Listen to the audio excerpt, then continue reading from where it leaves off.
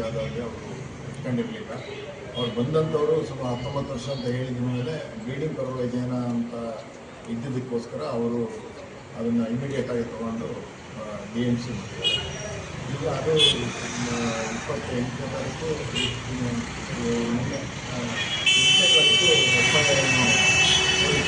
FIR ಆಗಿದೆ. ಅದಾದ ನಮಗೆ ಮಾಹಿತಿ ಬಂತು ನಿನ್ನೆ.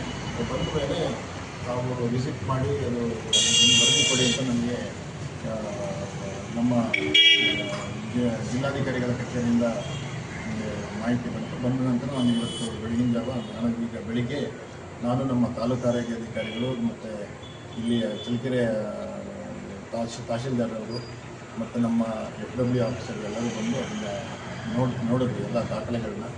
ಅದರಲ್ಲಿ ಏನೇನು ನಮಗೆ OPD ರಿಜಿಸ್ಟ್ರು ಮತ್ತು ಇನ್ಪೇಷಂಟ್ ರಿಜಿಸ್ಟ್ರು ಅವನ್ನೆಲ್ಲ ನಾವು ಕಾಪಿಗಳನ್ನ ತೊಗೊಂಡಿದ್ದೀವಿ. ಇದರದ್ದು ಒಂದು ಸಮಗ್ರವಾಗಿ ಒಂದು ವರದಿನ ನಾವು ನಮ್ಮ ಜಿಲ್ಲಾಧಿಕಾರಿಗಳಿಗೆ ನಾವು ಕೊಡ್ತೀವಿ. ಅದಾದ ನಂತರ ಅವರು ಈಗ ನಮ್ಮ ಈ ಕರ್ನಾಟಕ ಪ್ರೈವೇಟ್ ಮೆಡಿಕಲ್ ಎಸ್ಟಾಬ್ಲಿಷ್ಮೆಂಟ್ಗೆ ಅವರು ಅಧ್ಯಕ್ಷರಿರ್ತಾರೆ, ನಾವು ಸದಸ್ಯ ಕಾರ್ಯದರ್ಶಿ ಇರ್ತೀವಿ. ಸೊ ಅವರು ಇದು ವರದಿ ಕೊಟ್ಟ ನಂತರ ಅವರು ಕ್ರಮ ಜರುಗಿಸ್ತಾರೆ. ಈ ಭ್ರೂಣ ಹತ್ಯೆ ಪ್ರಕರಣ ಮಾಡಬಾರ್ದು ಅಂತ ಒಂದು ಕಾನೂನಿದೆ. ಭ್ರೂಣ ಹತ್ಯೆ ಅದು ಒಂದು ಇದೆ. ಭ್ರೂಣ ಹತ್ಯೆ ಇದೆ, PCPNDT ಕಾಯ್ದೆಯಲ್ಲಿ ಭ್ರೂಣ ಹತ್ಯೆ ಮಾಡಂಗಿಲ್ಲ. ಆಮೇಲೆ ನೀವು ಪೋಕ್ಸೋ ಕೇಸು ದಾಖಲಾಗೈತೆ, ಇಲ್ಲಿ ನೋಡಿದರೆ 19 ವರ್ಷ ಅಂತಾರೆ.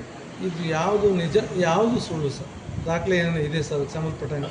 19 ವರ್ಷ ಆಗಿದೆ ಅನ್ನೋದಕ್ಕೆ 19 ವರ್ಷ ಆಗಿದೆ ಅಂತ ಅವರು ಬಂದು ತೋರಿಸಿ ಡಾಕ್ಟ್ರಿಗೆ ತಿಳಿಸಿದ್ದಾರೆ. 19 ವರ್ಷದ ಮಗು ಇದು ಬ್ಲೀಡಿಂಗ್ ವಿಜಯನ ಆಗ್ತಾಯಿದೆ, ಬ್ಲೀಡಿಂಗ್ ಪರ್ ವಿಜಯನ ಆಗ್ತಾಯಿದೆ ಅಂತ ಹೇಳಿ ತಿಳಿಸಿದಾರೆ. ಅದಕ್ಕೋಸ್ಕರ ಆ ಡಾಕ್ಟ್ರು DMC ಮಾಡಿದ್ದಾರೆ. ಆಮೇಲೆ ಸರ್ ಇಷ್ಟು ತಿಂಗಳೊಳಗಿದ್ರು ಮಾತ್ರ ಮಾಡಬೇಕು, ಇಷ್ಟು ತಿಂಗಳು ಆದ ನಂತರ ಮಾಡೋಂಗಿಲ್ಲ ಅಂತ ಇರ್ತದೆ. ಏನೇ ಮಾಡಿದ್ರು ದಾಖಲೆ ಇಟ್ಕೊಂಡು ಮಾಡಬೇಕು ತಾನೆ ಸರ್? ಅದು ಡಾಕ್ಟ್ರು ಅದನ್ನು ಮಾಡಬೇಕಾಗಿತ್ತು. ಅವರು ಹಾಗೆ ಅದನ್ನು ಅಡ್ಮಿಟ್ ಮಾಡ್ಕೊಂಡಿದ್ದಾರೆ. 19 ವರ್ಷ ಅಂತ ತಗೊಂಡಿದ್ದಾರೆ. ಅವರು ಅದಕ್ಕೆ ಸಂಬಂಧಪಟ್ಟಂಥ ಯಾವುದೇ ದಾಖಲೆಗಳನ್ನ ಅವರು ತಗೊಂಡಿಲ್ಲ. ಆಧಾರ್ ಕಾರ್ಡ್ ಆಗಲಿ, ಅದು ಇದು ಜನ್ಮ ದಿನಾಂಕ ಅವ್ರು ಅಕ್ಸೆಪ್ಟ್ ಮಾಡ್ಕೊಂಡು 19 ವರ್ಷ ಮಾಡಿದ್ದಾರೆ. ಅದು ಮಾಡಬಾರ್ದು. ಆಮೇಲೆ ಅವರು ಮಾಡಿದ ನಂತರ ಇಮಿಡಿಯೇಟಾಗಿ ಪೊಲೀಸ್ನವ್ರಿಗೆ ತಿಳಿಸ್ಬೇಕಾಗಿತ್ತು. ಅದನ್ನು ಅವರು ಮಾಡಿಲ್ಲ. ಇದ್ರ ವಿರುದ್ಧವಾಗಿ ಮುಂದಿನ ಕ್ರಮ ಏನು ಮಾಡ್ತಾರೆ? ಇದು ಏನಾಗಿದೆ, ಇದರಿಂದಲೇ FIR ಆಗಿದೆ, ಪೊಲೀಸ್ ಸ್ಟೇಷನಲ್ಲಿ ಆಗಿದೆ ಅಂತ ನಮಗೆ ಮಾಹಿತಿ ಇದೆ.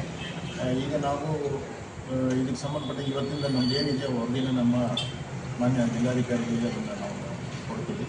ಅವರು ಇದು ಪ್ರೈವೇಟ್ ಎಸ್ಟಾಬ್ಲಿಷ್ಮೆಂಟ್ ಆ್ಯಕ್ಟ್ಗೆ ಅವರು ಅಧ್ಯಕ್ಷರಿರ್ತಾರೆ. ಅವರು ಅದರಿಂದ ವರದಿ ನೋಡಿಬಿಟ್ಟು ಅವರು ಕ್ರಮ ಜರುಗಿಸ್ತಾರೆ. ವೈದ್ಯರಲ್ಲಿ ಸರ್? ವೈದ್ಯರು ಇವತ್ತಿನ ದಿವಸ ಬಂದಾಗ ಅವರು ಇಲ್ಲ, ವೈದ್ಯರು ಇಲ್ಲ.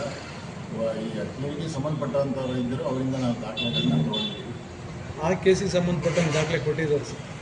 KC2 ಇನ್ನೊಂದು ಮತ್ತೊಂದೆಲ್ಲ ಕೊಟ್ಟು ಜೆರಾಕ್ಸ್ ಪ್ರತಿಗಳನ್ನ ತೊಗೊಂಡಿದ್ದೀವಿ.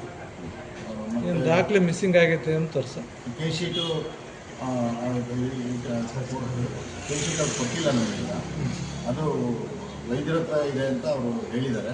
ವೈದ್ಯರು ಈಗ ಸದ್ಯ ಆಸ್ಪತ್ರೆಯಲ್ಲಿ ಇಲ್ಲ, ಅವರು ಬೇರೆ ಊರಿಗೆ ಹೋಗಿದ್ದಾರೆ ಅಂತ ಹೇಳಿದ್ದಾರೆ.